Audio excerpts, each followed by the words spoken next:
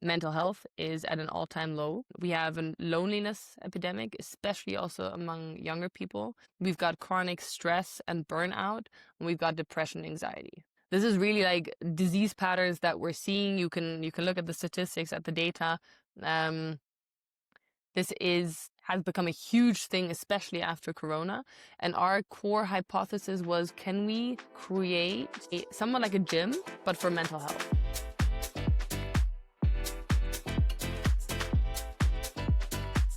Great.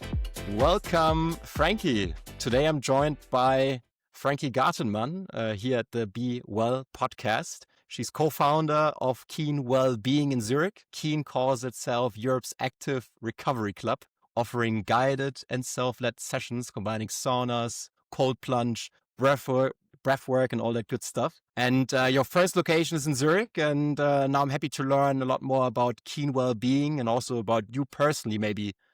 First of all, we really have something in common. I mean, you're based in Switzerland. I'm not Swiss, but I'm based in Switzerland. And we studied in St. Gallen, both of us. So happy to have someone on the podcast finally from my university. So before we talk more about KEEN Wellbeing, would you like to maybe share a couple of words about your personal background? Of course. I mean, great to be on here. Great that this worked out, especially to have a podcast format with a focus that you have. I think that's very much needed. Yeah, my background, I don't think there's a red line, at least maybe in hindsight, definitely not the way I planned it. Like you said, I went to the University of St. Gallen. I'm born and raised in Zurich. And actually after my Matura, I had my first job in Zurich, and it wasn't that I necessarily wanted to study business, but I was very intent on moving out. That was a key requirement. I wanted to move out. So it couldn't have been Zurich because my parents wouldn't have supported this. And I had to keep my job. I wanted to keep my job in Zurich. So St. Gallen was kind of like the best option. Kept the job in Zurich. At that time was Swiss Life. And then actually decided after the assessment to study econ. So I didn't even do the classical BeWell track. And I left, or I quit my job in Zurich kind of 1 year in. So shortly kind of around assessment. I was working 40% of the time plus assessment. And because I had kind of like this first corporate experience, I was like, let's kind of go in the other way. And I actually joined a biotech startup as the first employee, which was my gateway kind of into, like, kind of by accident, into the startup world. Nemis at the time, like, they focus on food safety. They still exist today. Super, super interesting technology. Me with econ, I kind of started with marketing and sales and then actually ended up working for them for 5 years, building up their marketing and sales team as part of the management, and then in the few last years. So I kind of very seamlessly transitioned from kind of my studies into like a full role there, because I'm a bit a geek or like a nerd or like I have an obsession with different topics. So learning, I think, for me is a key driver. So after kind of completing university, of course, I had to like find something else to do, because just having a job is not enough. And so I went on and started a coaching training with a focus on trauma integration, individual trauma, transgenerational trauma, and collective trauma, and with a big focus on facilitation. It's a lot of somatic work, goes very much into both kind of nervous system and neuroscience, but also somatic body work. Very, very interesting kind of combination, not to be compared with, I would say, the studies of like psychology or psychiatry,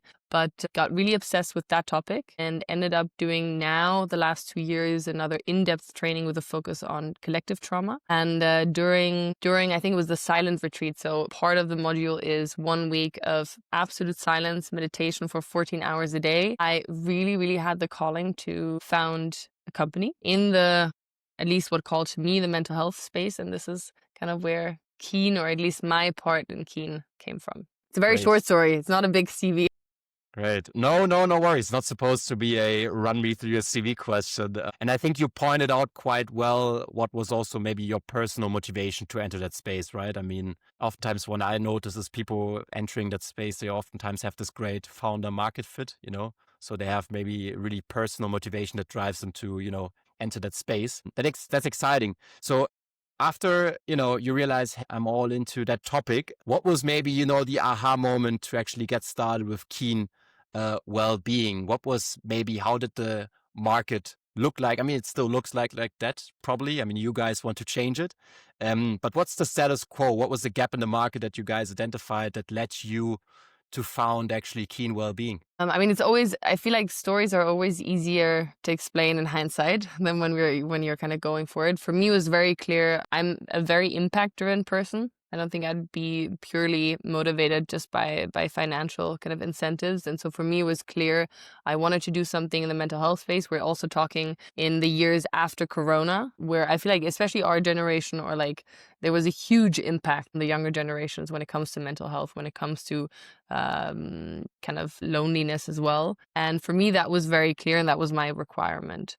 And I think for some people, they have an idea and they just go out and do it. I think for me, I was very intentional and very clear on the fact that I wanted to found and I wanted to do something in that space, and I was looking for a co-founder. So for me, I think there's some personality types that are well suited for kind of like this solo foundership. I'm not. I'm very much a team player. And so I started, I don't know, all these founder matchmaking and whatnot, talking to a lot of people, seeing what was happening in the space. And I was lucky enough to be introduced by a mutual friend to my now co-founder, David, who both of them actually also went to St. Gallen. So there's a bit of a, I feel like it is one big bubble. They knew each other, I think at that time from St. Gallen, actually. Although David, I think, was 5 years above me. So we never met there. David comes from consulting. He studied not only business, but also design. And David is also multiple-time Ironman. So very much coming from the sports side. And we actually met in May 23, and it took us until October 23, so quite some month, to actually brainstorm. So we did the classical kind of business student thing of we don't have an idea and then we go, but we really looked at, okay, where are we at? What are some very relevant pain points and how could we solve them? And in a nutshell, I think what we came up with was mental health is at an all-time low. We have a loneliness epidemic, especially also among younger people. We've got chronic stress and burnout, and we've got depression, anxiety. This is really like disease patterns that we're seeing. You can look at the statistics, at the data. This has become a huge thing, especially after Corona. And our core hypothesis was, can we create somewhat like a gym, but for mental health? How would that look like? Because gyms, like boutique fitnesses, and I think this was very much the market trend that we were inspired by. I mean, for the fact that Zurich is so small, we're seeing a huge drive into the direction of boutique fitnesses and group fitnesses.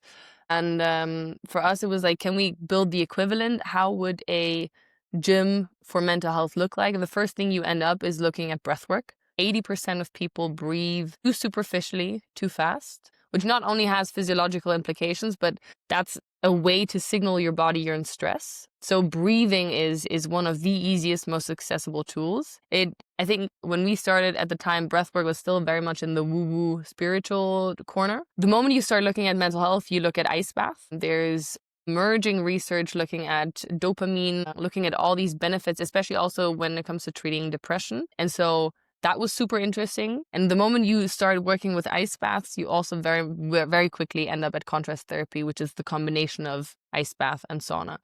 And I mean, you know this, you also, I think we already touched upon this, but we ran pop-ups. So we took a very, very pragmatic approach of saying, okay, this is, I think, a model or a hypothesis we have. Could this work? How can we test that in the easiest way possible, which was not to build a sauna immediately, but actually to rent an office space, take out all the furniture. I mean, it was inefficient as hell, but we put up 4 large ice baths, got a professional coach with huge expertise in breathwork on board, and started prototyping our first classes. And I think it was the 3rd class that we already got revenue in. So we actually already had people paying for the service rendered, or like for these classes. And that was, I would say, really when it KEEN started in the beginning, from to where it is today. That's kind of where it came from, the idea. Great. Insane. Funny enough, I mean, I can resonate with that very well. I was last year in Los Angeles for a while, and I also had this routine of we went to the gym and then we had sauna, ice bath, was insane. I didn't participate in the breathing exercise back then, but now I'm doing it a bit, and it's insane, right? I mean, I don't know if you know the Regulate guys. They've just launched Mm-hmm. a breathing exercise application, and so it's something that's totally overlooked, right? And I mean, probably a lot more people could benefit from it. And as you mentioned, it's not only woo-woo. I mean, our podcast is the business of health and wellness, so I always have to be cautious when I tell anything, scientific. It's not my field.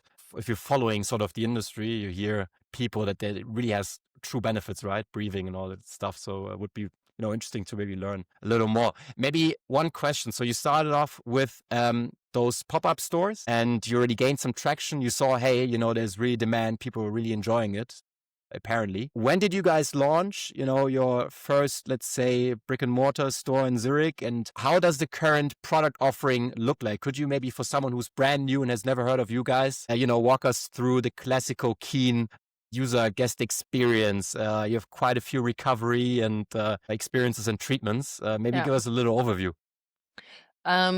So where we come from in our prototyping and what the expertise we've built in the last, I would say 1.5 years, because since half a year we have the flagship studio, we actually started with group classes. So this is I would say our core product, the core experience that we have built over the years. We started with the first pop-up, ice bath and breathwork, and then actually moved into a flat across from Seal City. It was just a flat that we rented out from someone, and we put in a sauna.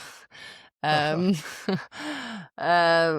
it's really funny to look back. I don't think I would do it again as in a second time, but it was definitely the right thing to do to gain the experience and really see how does the product need to look in order to fit in here. Because it's also, it's a cultural thing. Swiss people, we didn't know whether we could get Swiss people into a bikini, breathe to music, and then hop into an ice bath together. And then the last one was actually at Stauffacher, where we had almost 200 square meters, where we sauna, ice bath movement. We did huge events. We went way more in kind of the area of community building. And it was based on the data, the revenue, the traction, the community feedback, the NPS, Google reviews that we raised our pre-seed. And in mid-February this year, we opened our flagship studio, which is 300 square meters at Viaduct.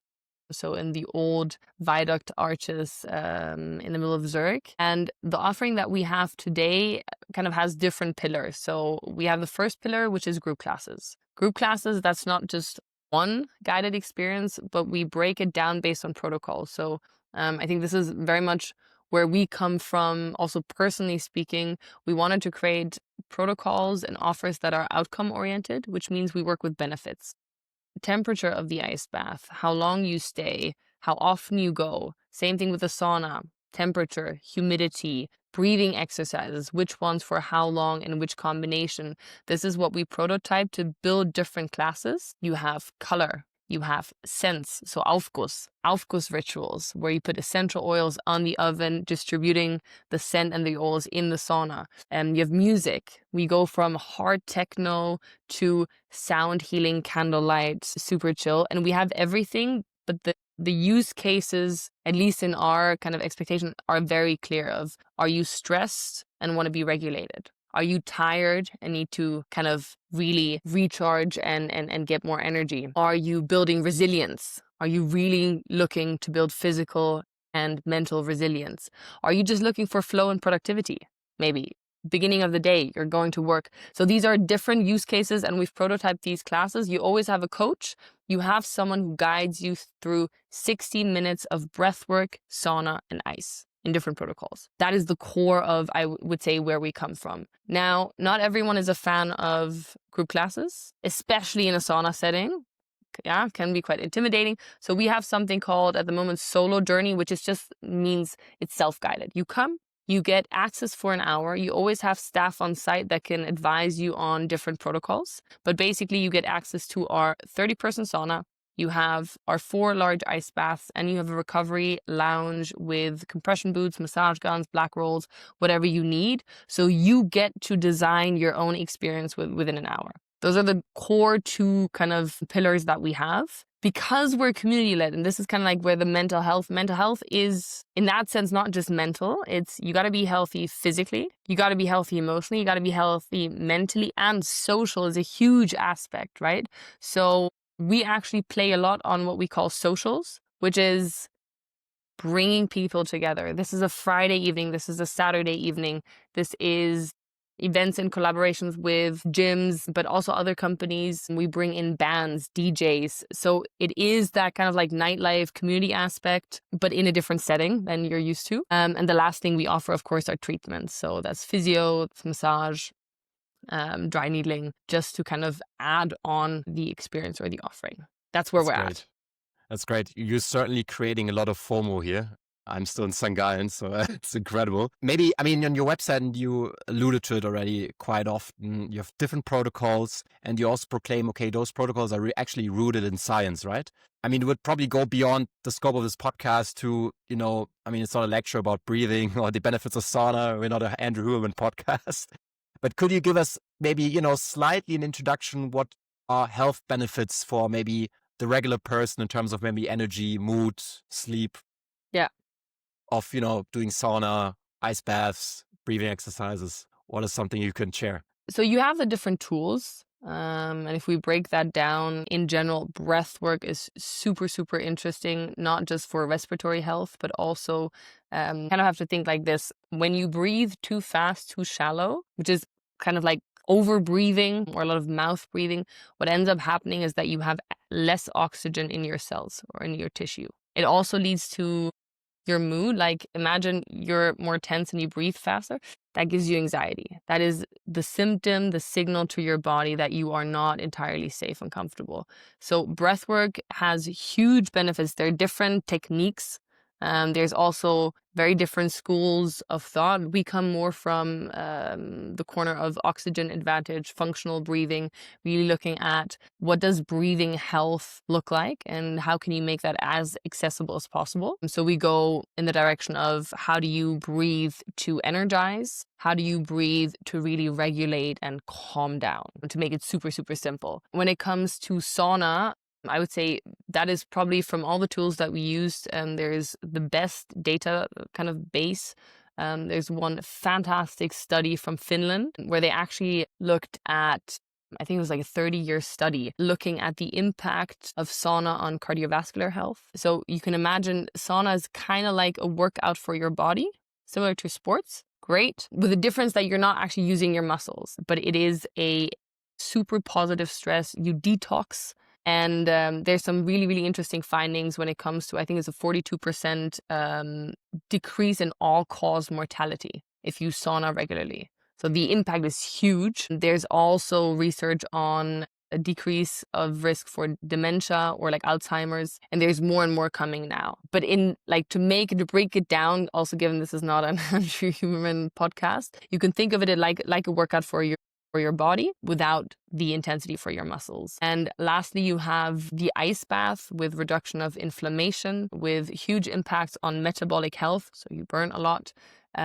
You have a release of dopamine, norepinephrine. So this feeling of euphoria, of mental clarity, of productivity, with the difference to, for example, drugs. If you compare that to cocaine, you usually have a drop, right? Like cheap dopamine. Also the book Dopamine Addiction, you have this fall off, whereas after an ice bath, it's a lot more sustainable. And this is the last point, I think, when it comes to our programs, I would differentiate. There's the tools in isolation, right? The exact physiological benefit that you get from sauna or ice bath or this breathing technique. And I think the way we see it is we base our work or our classes on the impact of the nervous system. If you look at everyone has a nervous system. There are three, like if we use polyvagal theory as a model, there are three states to break it down, which is you're regulated, you're in fight flight, or you're in freeze, right? And then there's obviously, this is a curve and not a very, very clearly distinct now we're in this threshold. But most people, we call this you're in, when you're regulated, you're in what I call I am. You're chill, resting heart rate, your breathing is super relaxed. This is where connection, creativity, inspiration, that is where you have access to all of that. Most of us should and live our lives between that and sympathetic activity, which is I got to do shit. I got to take care of my needs. I have deadlines. I have stuff I want to do. So I'm in this motion between I do stuff and then I also like hang out again. That's like a super, if you think of a wave, that's like a healthy pattern. If you have too much stress, you go into chronic stress, which is fight flight, right? This is like heart rate is elevated, blood pressure is elevated, your vision goes a bit like this. Maybe you know this. Your breathing is also more tense. You have more muscle tone. This is like, okay. And if the overwhelm is too much, you go into something called the freeze mode or I can't, which is, you know, these goats that go and then they like kind of fall over. That's freeze. And for us, it's super interesting. I think that this is what we see in society. We live in a world where everything is so fast and so overwhelming and there's so much information that most of us are somewhere stuck with very little skill to move between states. And what we do at KEEN is we use the tools, extreme heat, extreme cold, breathing, to also not only create a regulation into more calm, not disconnect, but actually more connect. I feel myself more. But the ice bath, and this is like where I get super nerdy and obsessed, and you just need to stop me if I'm like ranting on too much. But the ice bath in of itself is a stress, right? Most people tense, they accelerate their breathing, which is the best training format to practice getting into more calm, to prolong your exhale, to release even though it's uncomfortable. So self-regulation becomes actually a skill set. So at the basis of what we do at KEEN is not just, I go for the function or for the tool itself, but it is a lifestyle. It is communal. It is a habit, and it becomes a skill set that you build in a way of life that makes you much more resilient because we're not going to change the way life is set up. So for us to bring it back to KEEN, we're very interested in looking at what does active recovery mean like or look like for the modern human, which is all of us in a certain lifestyle. It's amazing. No, great. Hey, great that you explained all of that. I think it was, really necessary. And you also explained it in, let's say, easy words for, everyone who's interested in space to really grasp what it's all about. You talked about society. Maybe let's go a bit more, talk macro about the industry. You describe KEEN as Europe's active recovery club. Now, one question I love to ask is there's a lot of noise in the industry, right? You have tons of words flying around. There's wellness, there's health. That's how I call the podcast, but there's longevity. There's all kinds of terms. There's well-being. There's all kinds of terms flying around. Where would you position yourself to really convey to people what you guys do? And what are your thoughts about, let's say, this lack of or this fragmented state of the overall health industry when it comes to definitions? It's a really good, interesting question. What we see definitely as a big macro trend is a shift from looking good to feeling good. I think people have understood that lifestyle, that their choices, that it's no longer about how you are perceived or how you present, but that there's an inherent quality to life, to actually feeling well. And the question of what actually has an impact there. I'm not surprised that there's a big shift towards preventative health. You have pharma, you have traditional medicine, but what we see nowadays, both when it comes to mental health, but also physical health, we have a huge increase in disease patterns all across, whether it's cancer, whether it's depression or whatnot. I think there's very, very little statistics that are actually going down. And the question is why. Of course, it has, we were just at Ayun, the longevity clinic in Zurich. 20% is genetic. The rest is lifestyle. So lifestyle is really the biggest lever that you have. It's not, I have bad genes. It's the choices that you make. And I see the appeal for treatments, clinics that open up, stuff that you can, services that you can claim. And I think for us, and this is where we've actively chosen a market or target group that is broad. So I think both for me and David, we're not interested, and we're also not the type of founders who want to create an exclusive top 1% members club where one ticket or one entry or one treatment is between 3 and 5K. That's simply not who we are. It's also not, and I think that matters. That's simply our personal preference, and I think what we feel called to do. We see the huge potential both in the masses, making treatments, habits, tools accessible to the masses, which already puts you in a lower price bracket, obviously. And I think for us, the biggest differentiator is we go community and we go lifestyle. If you've read anything also like psychologically speaking about the power of habits, like how incredibly difficult it is to change your lifestyle. And I think this is where we see a lot, not to criticize anyone, but I think there's a tendency, us as humans, we're inherently lazy in a way. I think most people, and that also makes sense, I think that's where a lot of innovations in society came from, is what's the easiest way. It is a lot harder to look yourself in the mirror and go, what are my choices? How do I set myself up for success? How do I create better habits? And for us, what we see is routines. So you show up to a group class. All you need to do is show up. There's a coach that will take care of it. You just need to show up. Second is community. That is like for us a huge part of what makes behavior change sustainable. And I think that is where we are different. You have biohacking, you have a lot of people that are obsessed, you have incredible treatments, you have an immense surge in research and innovation, especially also in pharma, but also in the longevity world. And I think where we come from, and that is absolutely our belief, is if you look at the disease patterns and if 80% is lifestyle, what are the best ways where we can change that and to make it socially embedded, to make it communal, to make it fun, to make it playful, to make it sexy, is at least what we're trying to create and where we come from. I like that vision. I also talked to someone in the US who was also saying, hey, we need to make health a bit more fun as well. I mean, it's difficult to say that because there's so much, things that don't work, but in the sense it's really relatable and maybe also cool and hip, right? You see those Aura advertisements now, they, they try to be cool. They position themselves to, maybe be a lot more, let's say, accessible for the masses, right? So I like that. Very, very interesting. Let's talk a bit more about your go-to-market overall, right? So you already gave us an introduction how you proceeded and that you started in February this year. Can you share with us maybe what traction you've been seeing now in the last months? Maybe any metrics or anything you could share how things are going so far? I mean, for us, I'll be super transparent. I think this is the part of the entrepreneurship and plan versus reality. We had obviously planned to open the studio much sooner. And I think delays in construction is such a cliche. And we were like, no, of course it won't happen to us, but it did. So we opened February, which is kind of like already very shortly before our season ends.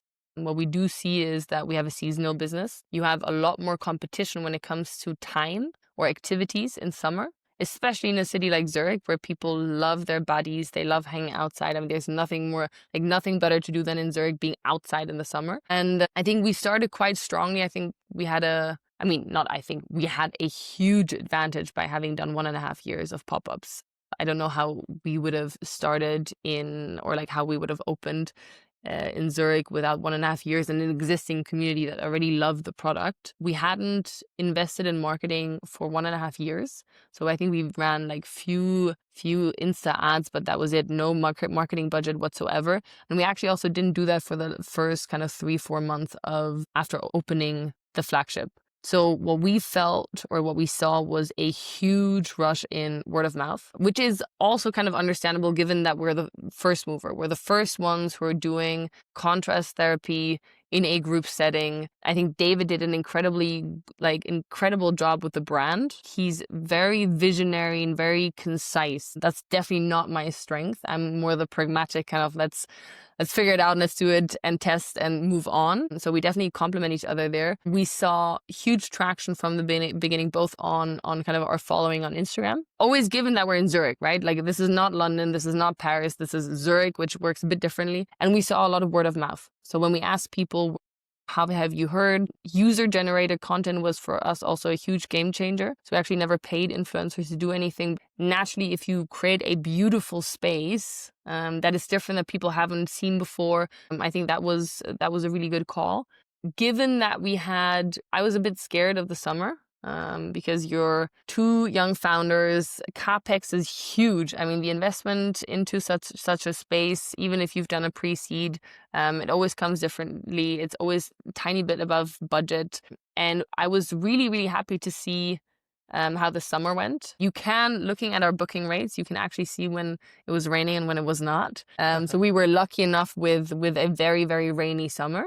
And now we're seeing like numbers are really picking up. We've seen the 2 record weeks so far, with the 2 weeks end of July, was insane. And we're now just seeing as it gets colder, it's picking up every week. And we're obviously now also we're investing in marketing. We are getting much better with our processes. We also have much better understanding for retention, for the customer behavior, and we're nowhere near where we want to be. Like, this is a new market. This is a new product. If you talk to most people and you say you want to go ice bathing, it's like, what the hell are you talking about? So this is still in the context of, this is not fitness. This is recovery. It is not quantifiable. It is not you go and you look a bit pumped and you're like happy and I was like, oh, I did something. But overall, of course, what we're looking at is key metrics for us at the moment, like beyond or like past, like next to revenue, is how many people do we get in per day? Like, we have very, very clear goals, especially also when it comes to our growth rates. What we're looking at is retention, and what we're looking at is what people are buying. So we try to make our memberships or packages a lot more attractive. Least interesting for us is a single entry. Because you see someone once, they may or may not have, a good, or like, however, there's no relationship that you can build. So we have very attractive intro passes. For example, also 2-week unlimited for 80 francs. So for 2 weeks, you come as often as you want. But for us, that makes sense because we're not interested in getting as many people as possible. We want to get you in, build a relationship, understand what you need, and have you experience the variety of offerings so you figure out how that fits into your life. That's how we're thinking. That means also our memberships are actually the most attractive offering that we have, because you build the routine, you have an incentive to build the routine. And then you, of course, have people that say, membership doesn't make sense, I may be traveling a lot or stuff changes, and then you have packages. But for us, the focus is always on how do we get people from single entries into a routine, a habit, and do we understand what the drivers are? And those are kind of like the KPIs that we look out for. And of course, I would say the way you train coaches, the team, the staff, this is a people's business. It's not just the data, but it is really, how do you understand who joins? What does it take for people to feel good to come? Do you know their names? Do you have the right people on board? And so this is very much what we're focusing on right now. Great. What I'm saying now is no promotion, but I can totally relate, because I feel like once you get into this routine, it becomes a little addictive. I mean, I'm very nostalgic when it comes to LA. And now I don't know how I'm actually surviving, to be honest. I have to go back into this kind of routine. It makes a lot of sense, right? If you only go into an ice bath once, it'd be very easy to just leave again, just let it go, right? You really need to establish that routine to make sure that people stick with it. And, it should be just it's like brushing your teeth. You should just do it. It's very, very interesting how you guys are approaching that. Maybe let's talk a little more, because you mentioned it about community and also partnerships. Could you share a bit about, let's say, your broad partnerships and community strategy? I mean, is there any channels that work quite well? I don't know, are you guys collaborating maybe with corporations or with run clubs? Or, I mean, you mentioned it, you want to build a community, so there's a DJ, there's music there. Or maybe introduce us quickly also into the broad partnerships community strategy you guys are following. I think this was honestly one of the best decisions we made from the beginning. Like, we grew with partners. So for us, the combination of movement or fitness and recovery simply makes sense. So we're super lucky we got Adidas in super, super early. Great supporter. I mean, this was in the first year, also added a lot of credibility. 2 of our very strong partners are Balboa. And we actually also created like 100% zero event series where you combine workout with recovery in a very social setting with DJ. We are working with Atomics. So like leading brands in Zurich with a huge community that actually in their offering can benefit from the recovery. I think that's kind of like the no-brainer. We have industry partners. So when it comes, for example, to what is the cutting edge when it comes to sauna and ice bath manufacturing. So working actually with industry partners there. We are working with advisors and experts when it comes to the research, when it comes to the actual content we do, and the way we, like internally, we have a 200-hour academy that was developed with experts in kind of each of these modules and verticals. We are working also with lifestyle. One brand that we, for example, partner with is Inuiki. They're a shoe brand with a very similar vision. We're now looking into hotels. So we're very broad, but I think within each kind of distinction, we're trying to look for partners that are long-term, where values and kind of like the general fit is there. We were super lucky from the beginning to actually also have a very strong like inbound corporate track.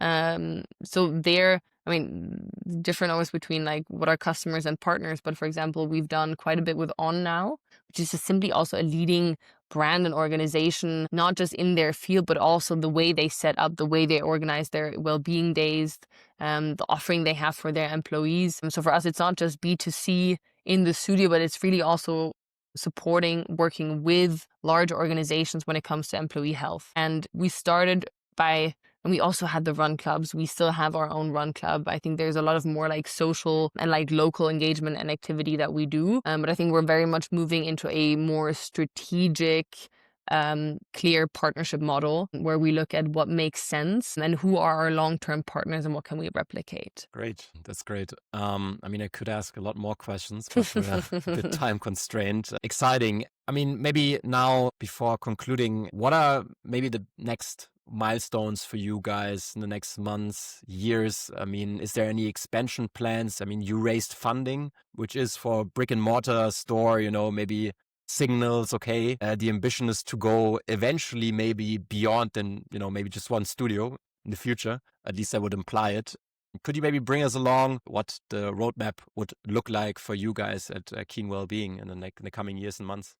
So we see, I mean, the market is exploding. It's so interesting to have started this 2 years ago, and now Paris will have 3 new players. London already has 4. In Spain, there's a lot that is happening. Vienna, Scandinavia in general already. And I think we're in a unique position where we're building KEEN as a franchise long term. That being said, I always feel like if you're a founder in the first few years, talking about franchise is the long game. So for us, the focus is to actually expand Europe-wide, to look into the next market, which I'm not going to say yet, but this is like our next focus is to really standardize and understand what we did, or like how we can create a blueprint based on what we've done in Zurich, and to take this into the next country. I can say that I think we're very interested in looking abroad. So not necessarily an expansion within Switzerland, but really looking at what's happening in Europe and where do we need to be. And when it comes to, I would say, our expansion long term, I think there's the flagship model. And the other thing is, and that's what really excites me, our key hypothesis remains, or a key leading question remains, what does active recovery have to look like for the modern human? Which means we're also super open to innovate, to change, to prototype. This is what we've continued doing here. I'm not sure, like, it always depends on technology. It depends on the way society evolves, the market, different behaviors. So we're really willing to go with the time and see where this takes us. For us, the key is to be kind of at the forefront of this development within Europe. Great. The last podcast I did was with Ari Tula. I'm not sure if you know him. He's actually building Elo Health in the food and nutrition space. And one thing he said, and he built already a couple of businesses, is you need to catch a big wave. And I think there's a big wave coming in this space. That's why I'm also doing that. And I think you guys seems very, very exciting what you guys are up to. And maybe to bring it to an end, is anything you would like to share that you feel like is worth sharing? Anything maybe, from you guys at KEEN Wellbeing, or you personally, you would like to share about anything? No, I think the only thing that's missing is that you come to Zurich and actually come by and do one of the classes. So you're super, super warmly invited. Also, anyone else who's in the area, come by, check it out. What I do want to end with is ice bath, sauna, breathwork. They're all tools. I think at the end of the day, when it comes to mental health, when it comes to your overall health, there is a triangle, right? If you don't sleep well, if you don't eat well, if you don't move, don't look into supplements, don't look into ice bathing. Those are really the absolute foundation. And then it goes into lifestyle. How are you set up? What do you do? What's the easiest way to live healthy, to live well, and to tap into your full potential? And that's, I think, where we're trying to be supportive, especially also when it comes to the community aspect. But just to kind of put that into context of the broader research and kind of science. Try it out. Come by, see how it is. And if you're not into ice bathing, or if you're a bit scared, you also don't have to do it. So for us, it's always, the key is everything is invitational. So you don't have to do anything that you don't feel like doing. That's great. But eventually you might have FOMO, just like me. You might miss All right. out. Thank you, Frankie. All right. All the best to you. Thanks. Thank you so much.